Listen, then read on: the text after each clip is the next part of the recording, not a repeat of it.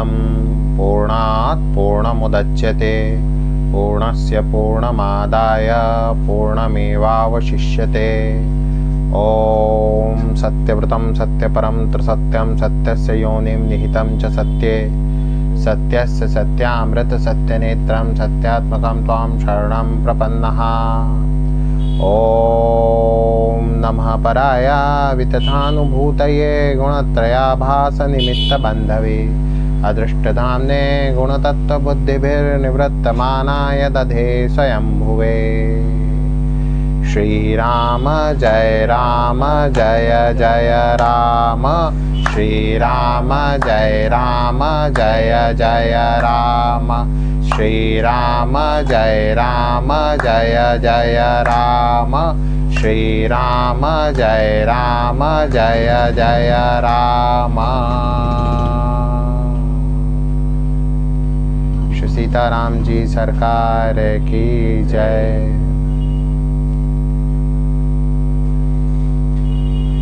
कथा सुधा सिंधु में श्री दीनबंधु दास जी का आख्यान बड़ा प्रसिद्ध है। आप अवंती के सुप्रसिद्ध ब्राह्मण शिरोमणि थे। आपके 2 पुत्र, एक पुत्रवधू और एक आदर्श धर्मपत्नी थी। आपका जीवन पूर्णतो भावेन धर्म को समर्पित था एवं आपने अतिथि सेवा का व्रत लिया हुआ था। निर्बाध अटूट व्रत आपने लिया हुआ था, जो कि भगवान की कृपा से सदैव अजस्त्र निरंतर रहने वाला था और किसी भी सांसारिक, असांसारिक, लौकिक, अलौकिक, पारलौकिक बाधाओं के उपरांत भी यथाशक्ति, यथा समय, यथावसर इस नियम की पूर्ति हेतु पूरे परिवार, पूरे कुटुंब के साथ आप कृत संकल्पित थे। एक बार दैवात आपका पुत्र को बाहर प्रातःकालीन संध्या के समय सर्प ने डस लिया।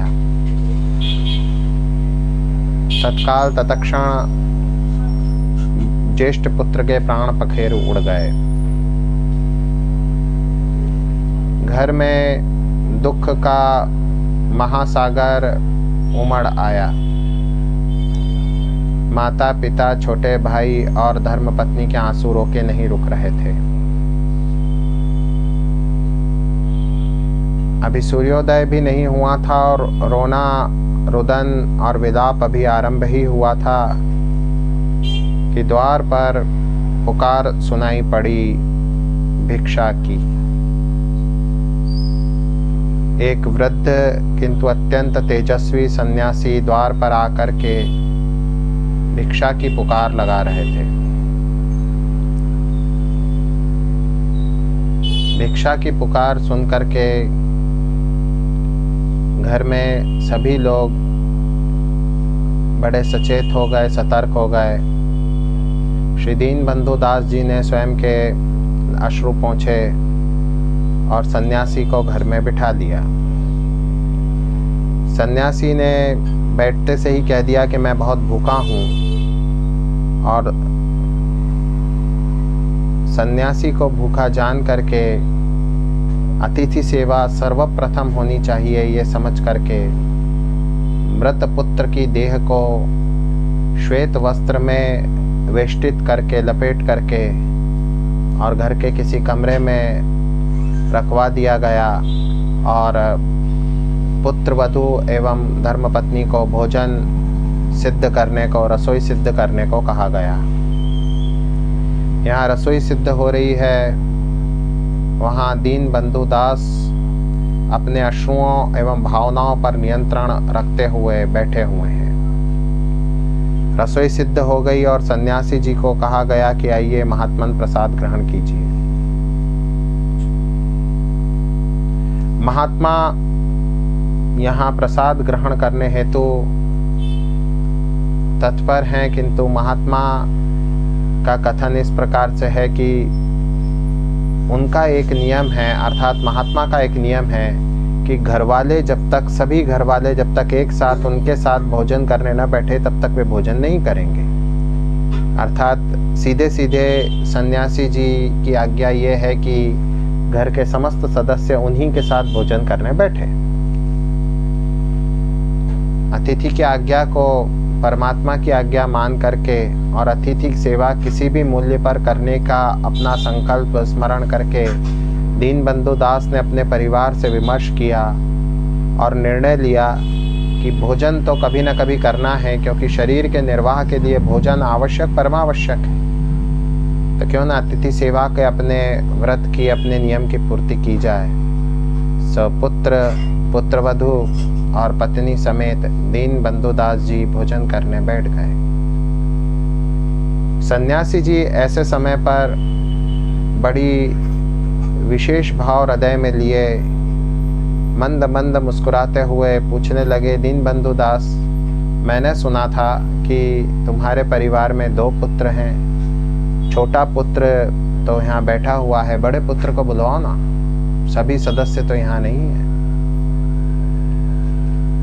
3-4 बार आनाकानी करने के उपरांत और जब बात टलती नहीं दिखी, तब दीनबंधु दास ने यथार्थ सन्यासी जी के समक्ष प्रकट किया और तत्काल तत्क्षण सन्यासी जी की आज्ञा से और उन्हीं के कहने पर शव को सबके समक्ष वहां बुलवाया गया।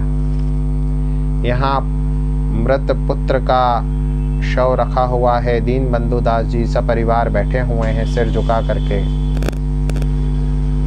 सन्यासी जी ने ऐसे समय पर अपने चेहरे के, अपने मुखाकृति को परिवर्तित किया, भाव बदले और सन्यासी जी ने ऐसे समय में स्पष्ट और दृढ़ शब्दों में दीनबंधु दास से कहा कि दीनबंधु दास, लोग तुझे ज्ञानी कहते हैं, मैं तो तुझे मूर्ख समझता हूँ।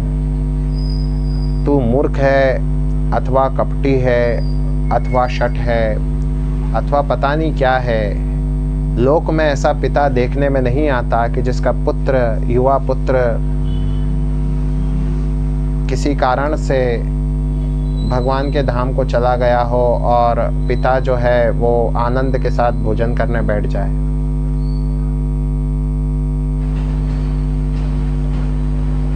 इधर सन्यासी जी ऐसा कहते हैं, उधर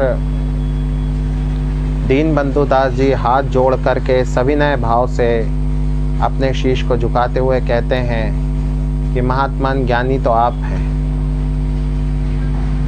मैं कहाँ ज्ञानी हूँ, ज्ञानी तो आप हैं। किंतु जब जीवन था तब ये मेरा पुत्र था, किंतु जीवन के उपरांत कौन किसका पिता, कौन किसकी माता, कौन किसका पुत्र। इस नश्वर शरीर के साथ ही नश्वर शरीर के समस्त संबंधों का भी अंत हो जाया करता है। संसार एक धर्मशाला की भांति है। लोग आते हैं, ठहरते हैं, चले जाते हैं। कुछ पहले जाते हैं, कुछ उपरांत जाते हैं।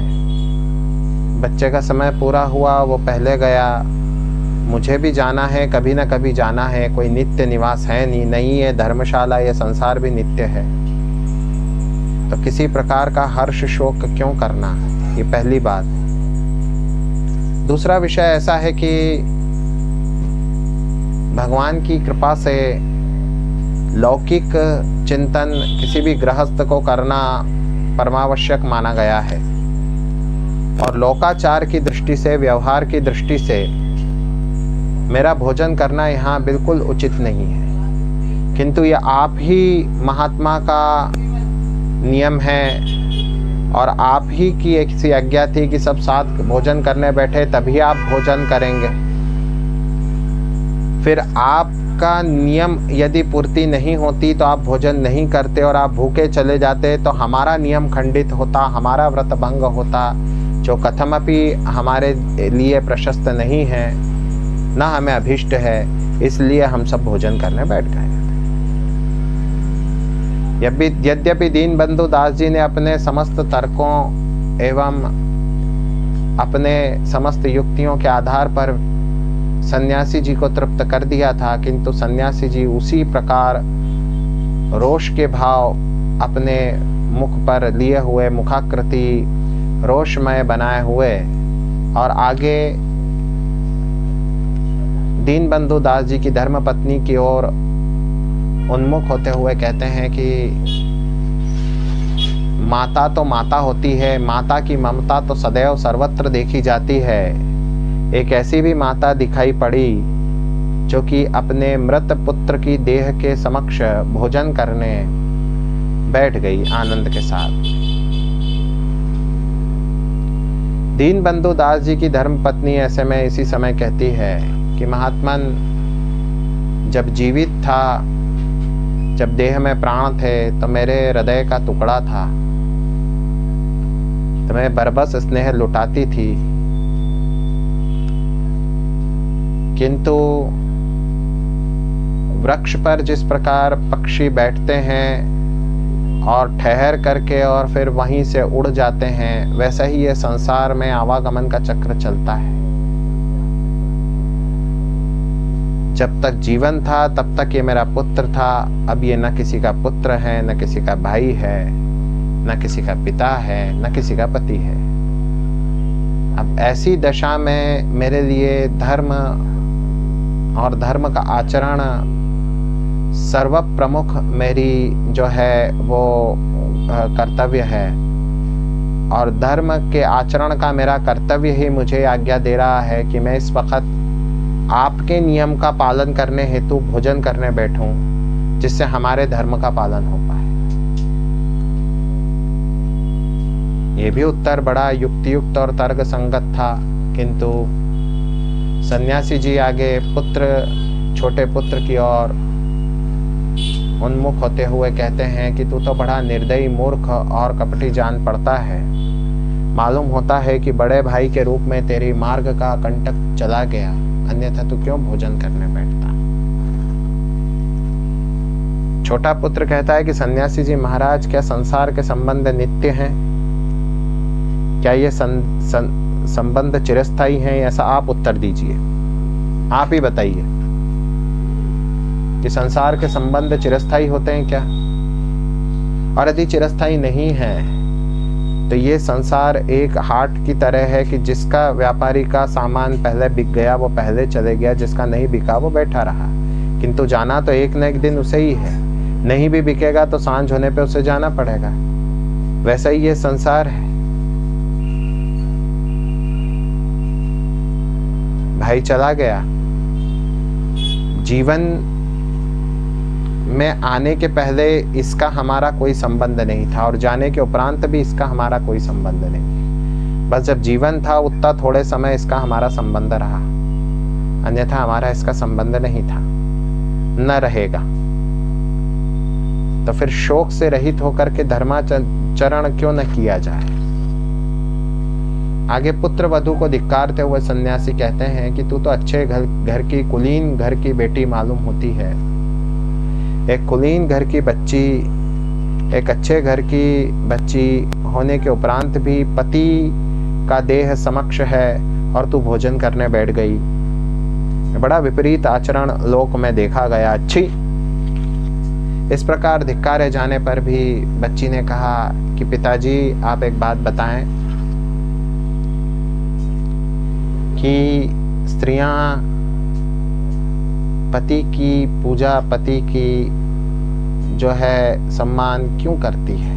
क्योंकि पति को परमेश्वर का प्रतिनिधि माना हुआ है, जगन्नाथ का प्रतिनिधि माना हुआ है। तो जगन्नाथ की पूजा करने के भाव से वह पति का सम्मान करती है, पति की पूजा करती है, और पति को भी उसी स्वरूप में पत्नी के समक्ष आचरण करना चाहिए।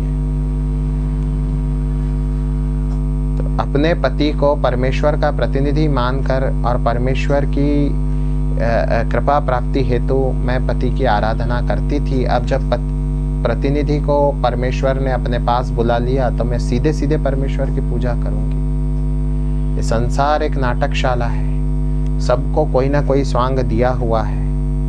पहले सधवापन का स्वांग था तो मैं आपके प्रतिनिधि की पूजा करती थी, अब जब विधवापन का स्वांग है तो मैं सीधे सीधे परमेश्वर की पूजा करूंगी। अभी भी मेरा दायित्व है, तब भी मेरा दायित्व था। और वैधव्य तो परमात्मा का द्वारा दिया गया भगवत प्रदत्त एक प्रकार का संन्यास है। जब पुरुष विषय भोग से स्वयं को किसी प्रकार मुक्त करके संन्यास मार्ग में प्रवृत्त होता है, स्त्रियों को तो वैधव्य के उपरांत स्वतः ही सहज ही प्राप्त हो जाता है। तो स्वांग को मैं अपने ऊपर, अपने अंदर, अपने भीतर धारण करती हूँ। उस अपनी भूमिका को अपने अंदर धारण करती हूँ और आने वाले समय में, भविष्य में मैं केवल भगवान का ही ध्यान करके अपना समय जो है वो व्यतीत करूँगी। किंतु जैसा पहले 3 हमारे परिवार के सदस्य कह चुके हैं कि आपके नियम के निर्वहन के लिए आवश्यक था मेरा भोजन करने बैठना। लौकिक दृष्टि से मेरा विलाप जो है वो बड़ा अवश्यंभावी भी था और सहज नैसर्गिक भी था, किंतु आपके सामने में रोते हुए भोजन करने बैठना उचित नहीं था और आपके नियम निर्वहन के लिए भोजन भी आवश्यक नहीं, परमावश्यक था, अनिवार्य था, इसलिए मैं भोजन करने बैठ गई। अब सन्यासी जी महाराज मृत देह की ओर, उस शव की ओर उन्मुख हुए, जल के कुछ छींटे मारे और कहा उठ जाओ।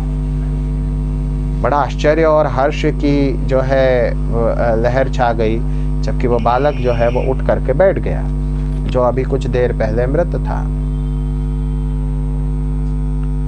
अब जब बालक उठ करके बैठ गया तो उठकर बैठे हुए बालक को सन्यासी जी महाराज ने कहा कि देखो कैसे निष्ठुर परिजन पाए तुमने, कैसे परिजन हैं कि जिनका होना ही बेकार है, जिनको तुमसे पैसा भर भी, रत्ती भर भी मोह नहीं है, प्रेम नहीं है। कहा मैं तो धन्य हो गया कि एक परिजन वो जो मोह के फंदे में अपने स्वजनों को बांधे, और ऐसे परिजनों, ऐसे आत्मियों की सेवा करके मैं तो कृतकृत्य कृतार्थ हो गया कि जिन्होंने मोह के फंदे में बांधने की अपेक्षा मुझे मुक्त करने और मेरी भगवत प्राप्ति हेतु मुझे प्रशस्त करने में कोई कसर बाकी नहीं रखी। इनके सत्कृत्यों के कारण जो है मुझे उत्तम लोकों की प्राप्ति हो सकती थी। मैं तो धन्य धन्य कृतकृत्य कृतार्थ हो गया। ऐसे परिजन कहाँ प्राप्त होते हैं कि धूप में तपे हुए पथिकों को जिस प्रकार वृक्ष की छांव में बैठने को मिले, वैसा ही कुछ संसार का भी नियम है कि मैं धूप में बैठा हुआ था वृक्ष की छांव में, और फिर समय आया, मैं वहाँ से उठने हेतु उन्मुख हुआ और मेरे परिजनों ने उस समय मुझसे मोह करने अथवा मेरे प्रति विलाप करने की अपेक्षा कर्तव्य के निर्वहन को जो है वो प्राथमिकता दी, उसको वरीयता दी। ये मेरे लिए कितनी उत्तम बात है, कितने श्रेष्ठ परिजन मुझे प्राप्त हुए, कैसे श्रेष्ठ आत्मीय जन मुझे प्राप्त हुए। मैं धन्य धन्य कृतकृत्य कृतार्थ हो गया। सन्यासी के रूप में साक्षात नारायण थे जो दीनबंधु दास की परीक्षा लेने आए थे, और दीनबंधु दास को भगवत धाम की प्राप्ति होती है। ये प्रसंग जब मैं कभी कथा में सुनाया करता हूँ अथवा जब कभी इस प्रसंग पे चिंतन स्वयं किया करता हूँ, तो श्रीमद् भागवत षष्ठ स्कंद के 15वें अध्याय में जो महाराज चित्रकेतु को अंगिरा ऋषि ने प्रवचन दिया, नारद जी ने जो प्रवचन दिए, जो उसको उपदेश दिए, वो ध्यान आ जाते हैं। संक्षेप में चित्रकेतु का आख्यान इस प्रकार से है कि चित्रकेतु एक चक्रवर्ती सार्वभौम इस धरामंडल का शासक हुआ था, जिसने जीवन पर्यंत धर्म का पालन किया और धर्म के अनुसार और अनुरूप शासन किया, किंतु उसकी कोई संतान नहीं थी। ये दुख उसे सदैव जो है सालता रहता था। इसकी बहुत सी रानियां पटरानियां कही गई है, एक बार अंगिरा ऋषि इसके वहाँ आए और इसने उच्चासन पे अंगिरा ऋषि को बिठाया, स्वयं नीचे बैठा। अंगिरा ऋषि ने पुत्रेष्टि यज्ञ करा के चरु सिद्ध करके और इसकी पत्नी कृतद्युति को जो है वो चरु का प्राशन करवाया, जिसके सत्प्रभाव से एक संतान उत्पत्ति हुई। किंतु विमाताओं ने और जो अन्य रानियों ने सौतिया डाह में अथवा अपनी ईर्ष्या में उस पुत्र को विष दे दिया, और वह पुत्र जब शांत हुआ तो बड़ा भारी विलाप में, शोक में पूरा साम्राज्य डूब गया। ये कथा है। अब इस कथा में देहेन देहिनो राजन, इस श्लोक के माध्यम से अंगिरा ऋषि ने बहुत सुंदर बात की है। इन्हीं भावनाओं को उच्च स्वरूप में और शास्त्रीय स्वरूप में अभिव्यक्त किया है।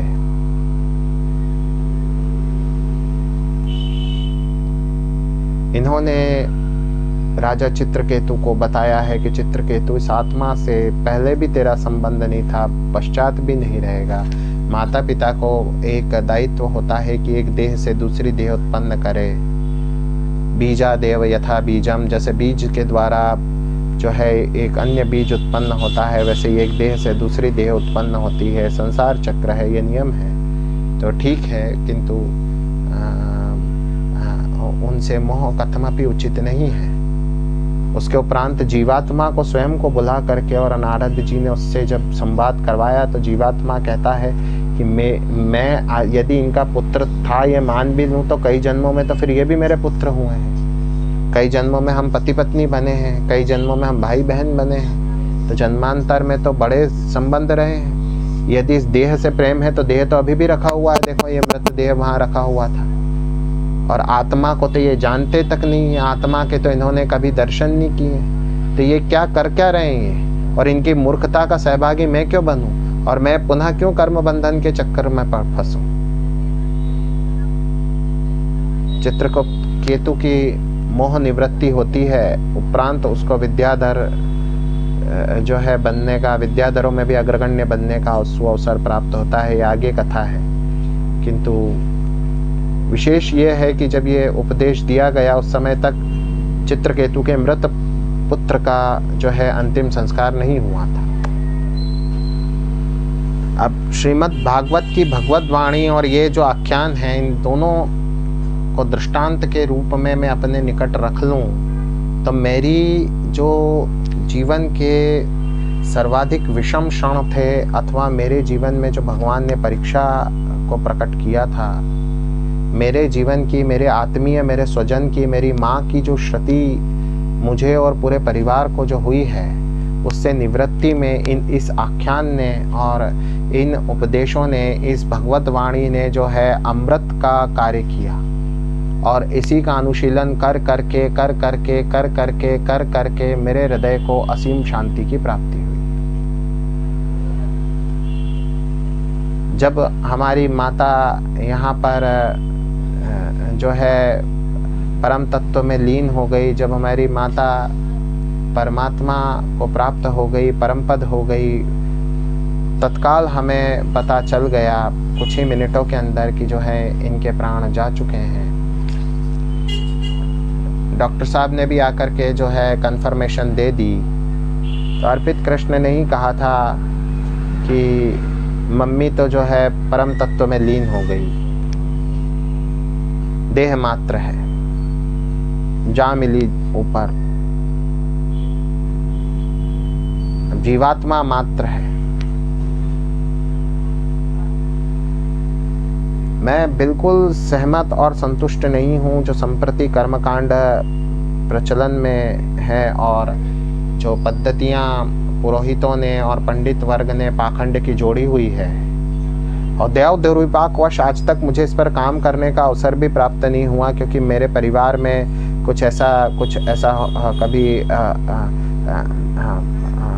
आपातकाल आया नहीं कि कोई को इस तरह से हुआ हो और मेरी दृष्टि में ये सब बातें आई हों। इसके पहले बहन जब परमपद हुई थी तब परिस्थितियाँ कुछ भिन्न थी, अथवा बड़े महाराज जब गए थे तब मैं बहुत छोटा होता था, तो इतना मैं ध्यान देने योग्य स्थिति में नहीं था, किंतु इस समय तो मैंने बड़े ध्यान से देखा और पाखंड पर मुझे बड़ा आश्चर्य हुआ।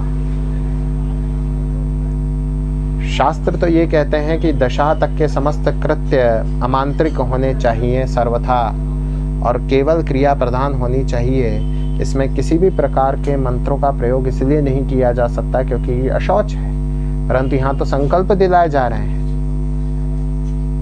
और मंत्रों का छोड़िए, वैदिक मंत्रों का प्रयोग किया जा रहा है, यहाँ तक कि हवन भी हो रहे हैं।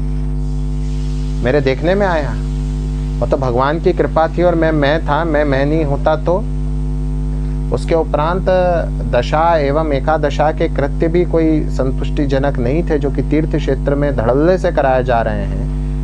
मैं सोचता हूँ कि बड़े धर्माचार्यों को इस हेतु ध्यान आकर्षित करते हुए और एक पद्धति, एक स्टैंडर्ड पद्धति को जो है वहाँ पर इंट्रोड्यूस करनी चाहिए कि हर जो है धनी अथवा निर्धन कोई भी व्यक्ति अपने परिजन का करने आए तो सुगमता से करा सके, पुरोहितों को भी सुगमता हो, करवाने वालों को भी सुगमता हो। परंतु यहाँ तो मनमानी चल रही है।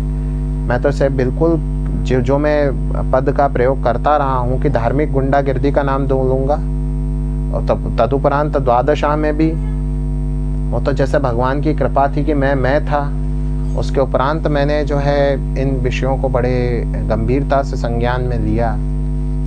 और इस विषम परिस्थिति में भी यही शास्त्रवाणी श्रीमद् भागवत के 15वें एवं 16वें अध्याय में जो आज्ञा दी गई है, हम जैसे जो मोह माया एवं प्रेम के बंधनों में, सांसारिक बंधनों में बद्ध जीवों को जो आज्ञा दी गई है कि जीवात्मा तो उसी क्षण जो है परमात्मा में लीन हो गया जिस क्षण उसको जो है इस नश्वर देह से मुक्ति मिली। मैं बड़ी शांति और बड़ी जो है हृदय में शीतलता का अनुभव हुआ, बड़ी जो है ठंडक प्राप्त हुई इन सब बातों से, और आज भी प्राप्त होती है। धर्म पालन, धर्मानुचरण हमारा परम एवं चरम कर्तव्य है, जिसकी आज्ञा एवं दीक्षा स्वयं हमारी माँ ने और हमारे पिता बड़े महाराज ने हमें दी है, और उससे हम विमुख नहीं हो सकते ना। तो हम धर्माचरण एवं धर्म पालन के अपने प्रकल्प की ओर, अपने संकल्प की ओर, साथ ही साथ राष्ट्र सेवा के अपने संकल्प की ओर पुनः अग्रसर हैं और पुनः उसी द्रुत गति से जो है आगे बढ़ेंगे, जिस गति से हम कार्य करते रहे थे और करते रहे हैं और आगे भी करते रहेंगे। मेरा शुभाशीर्वाद उन समस्त भगवत भक्तों को प्राप्त हुए जो भगवत भक्त मेरे साथ में विषम परिस्थितियों में थे, अथवा जिन्होंने अपने द्वारा संबल हमारे इस व्यथित एवं शुद्ध परिवार को पहुंचाया। मेरे शुभाशीर्वाद समस्त भगवत भक्त मंडल को पुनः प्राप्त हुए। यहाँ मैं घोषणा पूर्वक कहना चाहता हूँ कि मैं सपरिवार पुनः सक्रिय हूँ एवं धर्म के प्रति अपने प्रकल्पों में पुनः जो है जागरूक हूँ, पुनः जो है उस हेतु पूरी तरह से कार्य करने हेतु तत्पर हूँ, प्रस्तुत हूँ। यह प्रकृतैर्ज्ञानपथैर्जनानां यथाशयं देहगतो विभाति यथा निदः पार्थिवमाश्रितो गुणं स ईश्वरो मे कुरुतान् मनोरथम्। श्री राम जय जय राम, श्री राम जय जय राम, श्री राम जय जय राम, श्री राम जय जय राम। राम राम।